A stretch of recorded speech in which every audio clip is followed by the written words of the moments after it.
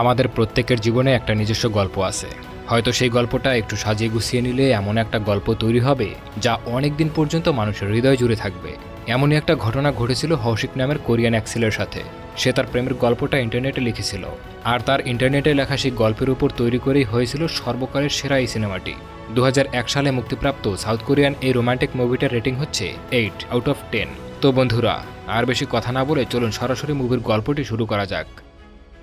একটা পাহাড়ে গাছের নিচে দাঁড়িয়ে অপেক্ষা করছে জিওন। আজ থেকে প্রায় 2 বছর আগে সে আর তার প্রেমিকা মিলে দুজনে দুটি চিঠি এই গাছের নিচে পুঁতে রেখেছিল, আর ঠিক করেছিল 2 বছর পর অর্থাৎ আজকের এই দিনে তারা দুজনে মিলে চিঠি দুটো পড়বে। তবে মেয়েটি এখনও আসেনি, আর জিওন অতীতের সেই স্মৃতিগুলো ভাবতে থাকে। আর এখান থেকেই শুরু হয় গল্পের ফ্ল্যাশব্যাক, যেখানে 2 বছর আগের ঘটনা দেখানো হয়। জিওন একজন কলেজ স্টুডেন্ট। সে বন্ধুদের সাথে রেস্টুরেন্টে বসে ড্রিঙ্কস করছে। তখনই তার মায়ের কল আসে। তার মা তাকে আন্টির সাথে দেখা করতে বলে। জিওন আন্টির সাথে দেখা করতে চায় না, কারণ আন্টি তাকে দেখলেই গাল ধরে টানে, চুমু করে, ছোট বাচ্চাদের মতো আদর করে। তার মা বলে আন্টি 1 বছর আগেই তাদের একমাত্র ছেলেকে হারিয়েছে, আর তার জন্যই আন্টি জিওনের মধ্যে তার ছেলেকে খুঁজে নেয়। ফেরার সময় জিওন দেখতে পায় একটা মেয়ে রেল লাইনের সামনে দাঁড়িয়ে আছে। একটা ট্রেন এসে তাকে ধাক্কা মারতেই যাচ্ছিল, তখনই জিওন তাকে সরিয়ে নেয়। আসলে মেয়েটি প্রচুর মদ্যপান করেছিল। মনে মনে ভাবে মেয়েটি একদম তার টাইপের, কিন্তু মাতাল মেয়েদেরকে সে একদম পছন্দ করে না। মেয়েটি তার পাশে বসে থাকা এক বৃদ্ধ লোকের উপর বমি করে দেয়, আর জিওনকে হানি বলে ডাক দিয়ে অজ্ঞান হয়ে যায়। বৃদ্ধ লোকটি বলে এই সব কিছু পরিষ্কার করবে তুমি, তোমার স্ত্রীকে সামলে রাখতে পারো না। জিওনকে সে হানি বলে ডেকেছে, তাই সবাই তাকে মেয়েটির বর হিসেবে ভেবে নেয়। জিওন বাধ্য হয়ে সেগুলো পরিষ্কার করে, আর মেয়েটিকে পিঠে করে নিয়ে হোটেলে আসে। সেখানে এসে বলে তাদের বিয়ে ঠিক হয়ে গেছে। এই বলে সে একটা রুম ভাড়া নিয়ে জিওন মেয়েটিকে বিছানায় শুইয়ে দেয়। এতটা পথ মেয়েটিকে কাঁধে করে নিয়ে সে ক্লান্ত হয়ে গেছে। এরপর সে বাথরুমে গিয়ে স্নান করতে থাকে। তখনই মেয়েটির বাড়ি থেকে তার ফোনে কল আসে, আর জিওন কথা বলে। এরপর যখন আবার বাথরুমে স্নান করতে যায়, বাথরুম থেকে বেরিয়ে আসতেই পুলিশ তাদের উপর রেড করে। আর যেহেতু জিওনের গায়ে পোশাক ছিল না, তাই ভাবে সেই মেয়েটির সাথে তার খারাপ কিছু করার মতলব আছে। এই জন্যই তাকে লকআপে ভরে দেয়। জিওন অনেক রিকোয়েস্ট করতে থাকে, কিন্তু পুলিশ তার কোনো কথাই শোনে না। পরদিন সকালে পুলিশ তাকে ছেড়ে দেয়। বাড়িতে এসেই দেখে তার মা বাড়ির সামনে আছে। তার মা জিজ্ঞাসা করে সে আন্টির সাথে দেখা করতে গিয়েছিল কিনা। জিওন বলে হ্যাঁ গিয়েছিলাম। এই কথা শুনেই তার মা তাকে বেধড়ক মারতে থাকে, কারণ আন্টিকে সে কল দিয়েছিল এবং জানতে পেরেছিল জিওন সেখানে যায়নি। জিওন কোনোভাবে পালিয়ে তার রুমে চলে আসে। এরপর একদিন বাদেই মেয়েটি তাকে কল করে এবং বলে সেই দিন তুমিই আমায় হোটেলে নিয়ে গেছিলে, তাই না? আমার সাথে দেখা করো, অনেক কিছু জানার আছে তোমার থেকে। জিওন মেয়েটির সাথে দেখা করে। মেয়েটি তাকে রেস্টুরেন্টে নিয়ে গিয়ে অর্ডার করতে বলে। জিওন অনেক কিছু অর্ডার করে, কিন্তু মেয়েটি বলে তুমি কি আমার সাথে মরতে চাও, শুধুমাত্র কফি খাবে তুমি? মেয়েটি জানতে চাইলে জিওন সেদিন রাতের সমস্ত ঘটনা বর্ণনা করে। এরপর মেয়েটি তাকে নিয়ে একটা বারে যায়। সেখানে কিছু লোক স্কুলের মেয়েদেরকে ড্রিঙ্কস করাচ্ছিল খারাপ মতলবে। মেয়েটি উঠে গিয়ে সেই মেয়েদেরকে বলে তোমাদের সাহস তো কম না, বয়স কত তোমাদের, তোমাদের আইডি কার্ড দেখাও। মেয়েটি সেখান থেকে সেই মেয়েদের সহ লোক দুটোকেও তাড়িয়ে দেয়। জিওন মেয়েটির এমন সাহসী রূপ দেখে মেয়েটিকে ভয় পেতে থাকে। ড্রিঙ্কস করার পর মেয়েটি কান্না করতে শুরু করে দেয়। জিওন তার রুমাল দিয়ে দেয় মেয়েটির চোখের জল মোছার জন্য। মেয়েটি বলে তার বয়ফ্রেন্ড তাকে ছেড়ে চলে গেছে, তাই সে মদ্যপান করছিল। এই বলে মেয়েটি আবারও বেহুশ হয়ে যায়। বাধ্য হয়ে জিওন মেয়েটিকে পিঠে নিয়ে আবারও সেই হোটেলে চলে আসে। এবার সেই মেয়েটিকে সে প্রাণ ভরে দেখতে থাকে, আর ভাবে মেয়েটি সত্যি খুব সুন্দর। সে তার বয়ফ্রেন্ডের দুঃখে রয়েছে, আর আমি তার এই দুঃখ যন্ত্রণা সমস্ত কিছু ছাড়াবো। আসলে জিওন নিজের অজান্তেই মেয়েটির প্রেমে পড়ে গিয়েছিল। পরদিন সকালে মেয়েটি তাকে যা বলে সব শোনে, আর বলে আমি তোমার আইডি কার্ড দেখেছি, তোমার চেয়ে আমি 1 বছরের বড়। মেয়েটি বলে তাহলে তো ভালোই হলো, আমরা বন্ধু হতে পারি। জিওন মনে মনে খুব খুশি হয়ে যায়, আর ভাবে আমাদের দেখা হলো মাত্র 3 দিন হয়েছে, তার মধ্যে 2 দিনই আমি মেয়েটির সাথেই একই রুমে ছিলাম। আর এভাবেই তাদের সম্পর্কে শুরু হয়। পরদিন জিওনের ক্লাসে সেই মেয়েটি এসে তার পাশে বসে। সে জিওনকে তার সাথে যেতে বলে, তবে জিওন যেতে রাজি হয় না, কারণ সে তার ক্লাস অ্যাটেন্ডেন্স মিস করতে চায় না। মেয়েটি একাই বেরিয়ে যায়। স্যার ক্লাসে এলে জিওনকে বাইরে যেতে বলে, কারণ তার গার্লফ্রেন্ড তাকে ডেকেছে। জিওন বাইরে এসে মেয়েটিকে জিজ্ঞাসা করে সে স্যারকে কি এমন বলেছে যে যার জন্য স্যার তাকে বাইরে আসতে দিল। মেয়েটি বলে আমি বলেছি আমি প্রেগনেন্ট, আর আমার বয়ফ্রেন্ড আছে, তুমি আমার অ্যাবর্শন করাতে নিয়ে যাবে। এই কথা শুনে জিওন সেখান থেকে আবার ক্লাসে আসতে চাইছে। স্যারকে সে বলতে চাইছে স্যার এটা মিথ্যে, কিন্তু মেয়েটি তার ঘাড় ধরে তাকে নিয়ে আসে। বাইরে এসে তারা সারাদিন ঘুরে। মেয়েটি স্ক্রিপ্ট রাইটার হতে চায়, তাই সে অনেক গল্প লিখে নিয়ে আসতো, আর পছন্দ না হলেও জিওনকে সেগুলো পুরোটা পড়তে হতো। আর সেই সব গল্পে জিওন নিজেদেরকে কল্পনা করত। পাশের নদীতে কতটা জল রয়েছে সেটা জানার জন্য মেয়েটি জিওনকে ধাক্কা দেয়, আর জিওন হাবুডুবু খেতে থাকে। মেয়েটি বলে হ্যাঁ সত্যি জলটা অনেক গভীর। এরপর মেয়েটি তাকে জল থেকে বাঁচায়, আর এইসব কিছুতে অধৈর্য হয়ে জিয়ন বন্ধুদের সাথে ড্রিঙ্কস করতে শুরু করে। তখনই রাস্তায় একটা মেয়েকে দেখে জিয়ন বলে, এই মেয়েটা একদমই আমার টাইপের। এই বলে সে মেয়েটার পিছু করতে থাকে আর তাকে বেবি বেবি বলে ডাকতে থাকে। কিন্তু দুর্ভাগ্যবশত এই মেয়েটা হলো সেই মেয়েটা যার সাথে তার একটু আগেই দেখা হয়েছিল। তাকে দেখে জিয়ন সেখান থেকে পালিয়ে আসে। মেয়েটা তাকে কল করলে সে ভয়েস পাল্টে বলে এটা রং নাম্বার। বাড়িতে ফেরার সময় জিয়ন ভাবে সে প্রচুর ড্রিঙ্কস করে ফেলেছে আর আজকে সে মেয়েটিকে শাস্তি দেবেই। কিন্তু তাকে শাস্তি দেওয়ার আগেই মেট্রোতে সে নিজেই ঘুমিয়ে পড়ে। তার জন্যই তার পকেট থেকে মানিব্যাগ, ফোন সবকিছু চুরি হয়ে যায় আর সে কোনোভাবেই বাইরে এসে মাতাল অবস্থায় শুয়ে থাকে। আর তার পাশে রাখা কফি কাপে কেউ একজন এসে ভিক্ষা দিয়ে যায় আর সেই টাকা দিয়ে সে মেয়েটিকে কল করে আর তার কাছে আসতে বলে। কিন্তু সকালবেলা ঘুম ভাঙলে সে দেখতে পায় সে লকআপে রয়েছে। মেয়েটি এসে তাকে ছাড়িয়ে নেয় আর তাকে আচ্ছামতো ধোলাই করে, কারণ গতকাল সে জিয়নকে রাস্তায় মেয়েদেরকে বেবি বলে ডাকতে দেখেছে। আর এরপর রেস্টুরেন্টে গিয়ে তাকে পেট ভরে খাবার খাওয়ায় আর বলে এরপর থেকে আমার সাথে ভালো ব্যবহার করবে, তাহলেই তুমি ভালোভাবে থাকতে পারবে। রাতে মেয়েটি জিয়নকে মেইল করে। সে বলে 2 দিন পর আমার জন্মদিন, আমার মুখে তোমার হাসি ফোটাতে হবে। যদি ভুলে যাও না তাহলে তোমায় খুন করে ফেলবো। এটা দেখে জিয়ন পুরো প্ল্যান বানায় মেয়েটিকে কিভাবে সারপ্রাইজ দিতে পারবে। সেটা তার প্ল্যান অনুযায়ী জন্মদিনের রাতে তাকে নিয়ে একটা পার্কে যায়। কিন্তু সেখানে একটা সোলজার আগে থেকেই ছিল।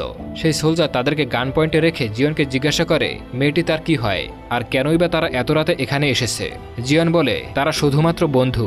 সোলজার বলে আমার একটা গার্লফ্রেন্ড ছিল, সে রোজ ডিউটিতে আমার সাথে দেখা করতে আসতো, কিন্তু পরে সে আমার এক সিনিয়রের সাথে পালিয়ে গিয়েছে, তাই সে সিনিয়রকে মারতে চায়। সোলজার সেই মেয়েটিকে যেতে দেয় আর জিয়নকে আটকে রাখে আর বলে বাইরের সমস্ত সোলজার আমাকে মারার জন্য অপেক্ষা করছে, কিন্তু আমি একা মরতে ভয় পাই, তাই তোমাকে মেরে আমার সাথে নিয়ে যাব। অন্যদিকে মেয়েটা বাইরে আসতেই অনেকগুলো সোলজার তাকে রেস্কিউ করে নেয়। জিয়ন সেই সোলজারকে বলে আমায় মেরো না, আমি তোমায় এখান থেকে বাইরে যাওয়ার পথ দেখাতে পারি। জিয়ন তাকে নিয়ে বাইরে আসে, কিন্তু সোলজাররা তাদেরকে দেখে নেয় আর ভয় পেয়ে সে জিয়নকে গুলি করার ভয় দেখায়। কিন্তু মেয়েটি সোলজারটিকে বলে তুমি যদি মেয়েটিকে সত্যি করেই ভালোবেসে থাকো তাহলে তোমার তাকে যেতে দেওয়া উচিত, কারণ সত্যিকারের ভালোবাসা তো সেটাই যেটাতে একজন অপরজনকে সুখে দেখতে চায়, আর তাতে যদি তাকে ছেড়েও দিতে হয় সেটা করাই উচিত। আর তুমি যদি তা না পারো তাহলে তুমি কখনোই তাকে ভালোবাসো নেই। সোলজারটি তার এসব কথা শুনে জিয়নকে ছেড়ে দেয় আর বলে আমি যতদিন বেঁচে থাকবো ভালোবাসা কাকে বলে তা শেখার চেষ্টা করব। আর এত কিছুর পরেও জিয়নের গালে চুমুর বদলে একটা ঘুষি জোটে, কারণ সেই মেয়েটিকে প্রোটেক্ট করার কোনো চেষ্টাই করেনি। মেয়েটিকে বাইরে থেকে নিজেকে হ্যাপি দেখানোর অনেক চেষ্টা করলেও আসলে তার মনে অনেক দুঃখ রয়েছে, আর এটা জিয়ন খুব ভালো করেই জানে। জিয়ন কোল্ড ড্রিঙ্কস অর্ডার করে। মেয়েটি বলে মরতে চাও নাকি তুমি আমার হাতে? অন্য কিছু নয়, শুধুমাত্র কফি অর্ডার করো। মেয়েটি আবার একটা স্ক্রিপ্ট লিখে আনে। জিয়ন সেটা অনেক কষ্ট করে পড়ে। মেয়েটি এটাকে একটা প্রডিউসারকে দিতে বলে। জিয়ন স্ক্রিপ্টে নিয়ে একটা প্রডিউসারের সাথে দেখা করে। প্রডিউসার এই গল্পটা একদম সহ্য করতে পারে না। পরদিন মেট্রোতে একটা বাচ্চা তার মায়ের লিপস্টিক দিয়ে দাগ কাটে। জিয়নরা ঠিক করে যদি কেউ ডান পা দিয়ে এই দাগটা টাচ করে তাহলে জিয়ন জিতবে, আর যদি কেউ বা পা দিয়ে এটা টাচ করে তাহলে মেয়েটি জিতবে। তখনই একদল সোলজার সেখান দিয়ে যায় আর সবাই বা পা দিয়ে দাগ টাচ করে, আর মেট্রোতে সবার সামনে জিয়নের গালে একের পর এক চড় থাপ্পড় পড়ে। জিয়ন মনে মনে ভাবে এই মেয়ের সাথে থাকলে আমার সাথে কি ঘুরতে চলেছে তা বোঝা মুশকিল। এরপর যখন একদিন তারা দুজনে মিলে ঘুরতে বেরোয় তখন মেয়েটি বলে এই হিলস পরে আমার পা ব্যথা হয়ে গেছে, চলো আমি তোমার জুতা পরি, তুমি আমার হিলস পরো। জিয়ন কোনোভাবেই রাজি হয় না, বলে তুমি শুধুমাত্র আমার জুতো পরো আর তোমার হিলস আমি হাতে নিয়ে হাঁটি। কিন্তু মেয়েটি এতে রাজি হয় না। মেয়েটি বলে থাক দরকার নেই, এই বলে সে চলে আসে। মেয়েটিকে ছাড়া জিয়নের একদমই ভালো লাগে না, তাই মেয়েটির মন রাখার জন্য জিয়ন হিলস পরে সবার সামনে দিয়ে হাঁটে। সবাই তাকে দেখে হাসলেও জিয়নের তাতে কিছু যায় আসে না। তারা সারাদিন কাটিয়ে বৃষ্টির মধ্যে যখন বাড়িতে আসে, যখন জিয়ন মেয়েটিকে চুমু করতেই যাবে ঠিক তখনই ডোরবেলটা বেজে ওঠে। মেয়েটি বাড়িতে চলে যায়। জিয়ন দেখে মেয়েটির ব্যাগ তার কাছেই রয়েছে। এটা দেওয়ার জন্য জিয়ন তাদের বাড়িতে যায়। মেয়েটির বাবা বলে এরপর থেকে যেন এত রাত অবধি তোমাকে আমার মেয়ের সাথে না দেখি। বাইরে এলে জিয়ন শুনতে পায় মেয়েটির মা তাকে অনেক বকাঝকা দিচ্ছে, কারণ সে জিয়নের সাথে চলাফেরা করে তাই। তবে মেয়েটি জিয়নকে পছন্দ করে। তার মায়ের কথা শুনে মেয়েটি উদাস হয়ে বাইরে বেরিয়ে আসে। এর 2 দিন পর মেয়েটি জিয়নকে কল করে, জানতে চায় তার প্রিয় মিউজিক কোনটা, আর এটাও বলে আজ যেন জিয়ন মেয়েটির কলেজে আসে আর তাকে একটা গোলাপ দেয়, আর সেই সাথে সে যেন তার হাই স্কুলের ইউনিফর্মটাও নিয়ে আসে। মেয়েটির কলেজে যাওয়া জিয়নের পক্ষে এতটাও সহজ ছিল না, কারণ মেয়েটি মহিলা কলেজে পড়তো, তাই সে ডেলিভারি বয়সে যে কলেজে আসে সেখানে অডিটোরিয়াম রুমে এত মেয়ে দেখে জিয়ন ফিরে যেতে চায়। কিন্তু তখনই মেয়েটি জিয়নের প্রিয় মিউজিকটা পিয়ানোতে বাজায়, আর এটা শুনে জিয়ন গোলাপটা নিয়ে সোজা স্টেজে উঠে পড়ে আর এত লোকের সামনে মেয়েটিকে গোলাপ দেয়। তারা দুজন হাই স্কুলের স্টুডেন্ট সেজে অনেক মজা করে, বারে যায়, ড্রিঙ্কস করে অনেক মজা করে। জিয়ন এবার মেয়েটিকে পিঠে করে ট্যাক্সিতে আনে, আর ট্যাক্সিতে তার কাঁধে মেয়েটি ঘুমাচ্ছে দেখে জিয়ন এই সময়টাকে খুব সহজে যেতে দিতে চায় না। সে ড্রাইভারকে বলে ভাই একটু আস্তে চালান প্লিজ। আর এভাবেই যখন সে মেয়েটিকে নিয়ে বাড়িতে চলে আসে, সে মেয়েটির বাবার সামনে বসে। সে তাকে জিজ্ঞাসা করে তার মেয়ের সাথে তার কেমন সম্পর্ক। জিয়ন বলে তারা দুজন দুজনের ফ্রেন্ড। জিওন এটাও বলে, আপনি কোনো চিন্তা করবেন না, যদি আমাদের মধ্যে কোনো সম্পর্ক তৈরি হয়ে যায় তাহলে আপনাকে অবশ্যই জানিয়ে দেব। কিন্তু মেয়েটির বাবা জিওনকে বলে সে যেন আর মেয়েটির সাথে দেখা না করে। জিওনের মনটা ভেঙে যায়। অনেকদিন ধরে মেয়েটির কোনো কল তার কাছে আসে না। সে ভাবতেও পারেনি যে এভাবে হঠাৎ করেই তাদের ব্রেকআপ হয়ে যাবে। হঠাৎ করেই একদিন মেয়েটি তাকে কল করে আর বলে, আমি একজনের সাথে ডেটে এসেছি, তুমি তাড়াতাড়ি চলে আসো। জিওনও একটা মেয়ের সাথে ডেটে এসেছে একথা সে মেয়েটিকে বলে। মেয়েটি বলে, আগে তুমি আমার সামনে আসো। জিওন তবুও তার ডেটটা সম্পূর্ণ করতে থাকে, কিন্তু পরে জানতে পারে সে যার সাথে ডেটে এসেছে সে কোনো মেয়ে নয়, সে আসলে একটি ছেলে। আসলে সেই ছেলেটি ছিল একজন ট্রান্সজেন্ডার। জিওন তাড়াতাড়ি সেখান থেকে বেরিয়ে সেই মেয়েটির সাথে দেখা করে। মেয়েটি অন্য একটা ছেলে যার নাম ডং তার সাথে ডেটে এসেছে। মেয়েটি যখন ওয়াশরুমে যায় তখন জিওন তার কাছে যায় আর তাকে বলে, আমি জানি এই ডং তোমার এক্স বয়ফ্রেন্ড না। মেয়েটি বলে, তুমি কি করে জানলে? জিওন বলে, যখন তুমি নতুন কোনো ছেলের সাথে দেখা করতে যাবে এরপর থেকে গলার লকেটটা খুলে যেও, এটা তোমার এক্স বয়ফ্রেন্ড দিয়েছিল। আর তুমি যদি নতুন কিছু শুরু করতে চাও তাহলে অবশ্যই তোমাকে অতীত ভুলে যেতে হবে।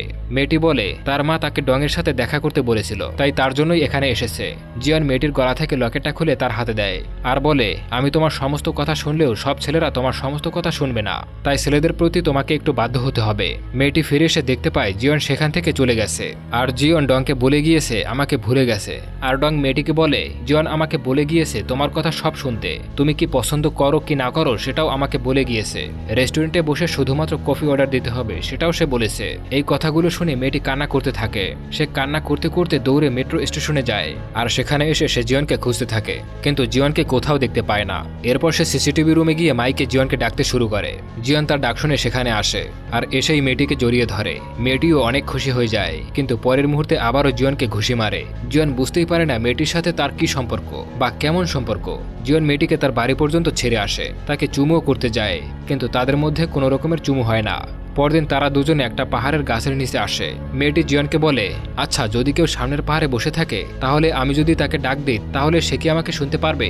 জিওন বলে, হয়তো পারবে। মেয়েটি তখন জিওনকে সামনের পাহাড়ে পাঠিয়ে দেয় আর চিৎকার করে বলে, জিওন আমাকে তুমি ক্ষমা করে দিও, আমি ভেবেছিলাম আমি বাকি সব মেয়েদের থেকে আলাদা, কিন্তু আমি একজন অসহায় মেয়ে। মেয়েটি জেনে বুঝেই জিওনকে ওখানে পাঠিয়েছে যাতে জিওন তার কথাগুলো শুনতে না পায়, কারণ তার মধ্যে জিওনকে বলার অনেক কথা রয়েছে যা সে জিওনকে সামনাসামনি বলতে পারছে না। আর জিওন এত দূরে থাকার জন্য মেয়েটির কোনো কথাই শুনতে পায় না। এরপর তারা দুজন একে অপরের জন্য দুটো চিঠি লেখে, একটা কন্টেনারে ভরে গর্ত করে মাটিতে পুঁতে রাখে। তারা ঠিক করে আজ থেকে 2 বছর পর তারা দুজনে এই চিঠিগুলো পড়বে আর সেই দিনে তাদের কাছে উত্তর থাকবে যে তারা কেন চিঠিগুলো মাটির মধ্যে পুঁতে দিয়েছিল। আর এই 2 বছরে তাদের মধ্যে একে অপরের সঙ্গে দেখা হবে না, তারা নিজেদের মতো করেই বাঁচবে। জিওন আর মেয়েটার এভাবেই ব্রেকআপ হয়ে যায়। জিওন ভাবে হয়তো 2 বছর পর তারা দুজনে আরো বেশি কাছাকাছি আসবে, হয়তো তারা দুজন কেউ কাউকে চিনতেও পারবে না। স্টেশনে এসে মেয়েটা জিওনকে বলে, তুমি এই ট্রেনে চলে যাও আর আমি পরে ট্রেনে যাব। ট্রেনে ওঠার পর জিওন বলে 2 বছর পর আবার দেখা হবে। জিওন ট্রেনে ওঠার পর তার মনে হতে থাকে তার মেয়েটার সাথে যাওয়া উচিত, আর মেয়েটারও এই একই কথা মনে হয়। তাই জিওন ট্রেন থেকে ঝাঁপ দিয়ে নামে আর মেয়েটা ট্রেনে উঠে চলে যায়। আর এভাবেই তাদের মধ্যে বিদায় হয়। মেয়েটি চলে যাওয়ার পর জিওনের লাইফ একদম নর্মাল হয়ে যায়। জিওন সুইমিং করে, ব্যাডমিন্টন খেলা শেখে, ইন্টারনেটে তার এই লাভ স্টোরি লেখা শুরু করে আর সে সবকিছু শিখতে থাকে যা সে পারতো না, তবে মেয়েটা পারত। জিওন তার লাভ স্টোরি কমপ্লিট করে আর তার লেখা গল্পটা মাই স্যাসি গার্ল সেই ডিরেক্টরের কাছে নিয়ে যায়, যা ডিরেক্টরের পছন্দ হয় এবং সেই গল্পের উপরেই তৈরি হয় এই সিনেমাটি। আর বন্ধুরা, এই সিনেমার গল্পই আপনারা এতক্ষণ শুনছেন, দেখতে থাকুন। যাই হোক, মেয়েটির খুব ইচ্ছে ছিল তার গল্পের উপর একটা সিনেমা তৈরি হোক, আর মেয়েটির সেই স্বপ্ন জিওন পূরণ করে। আর এভাবেই 2 বছর কেটে যায়। আর আজ 2 বছর পর জিওন এই পাহাড়ের গাছে এসে মেয়েটির জন্য অপেক্ষা করছে।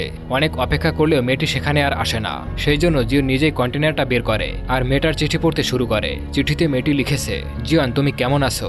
যখন আমি তোমার সাথে ছিলাম তখন খুব খুশি ছিলাম, তুমি জানো কিনা জানি না, তবে আমি যাকে ভালোবাসতাম সে মারা গেছে। যেদিন তোমার সাথে আমার দেখা হয়েছিল সেই দিনটাতেই 1 বছর আগে তার মৃত্যু হয়েছিল। আর আসলে আমি বারবার তোমার মধ্যেই সেই মানুষটাকেই খুঁজেছি।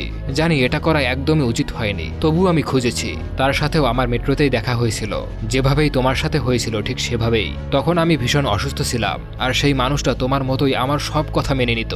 আমরা এই গাছটার নিচে বসেই আমাদের ফিউচার প্ল্যান করেছিলাম, তবে হঠাৎ করে সে আমাকে ছেড়ে চলে গেছে না ফেরার দেশে। আমি যখন তোমার সাথে ছিলাম তখনও আমি সেই মানুষটার মায়ের সাথে মাঝে মাঝে দেখা করেছি। মা আমাকে বারবার একটা ভালো ছেলের সাথে দেখা করাতে চেয়েছিল। আমি পারিনি দেখা করতে।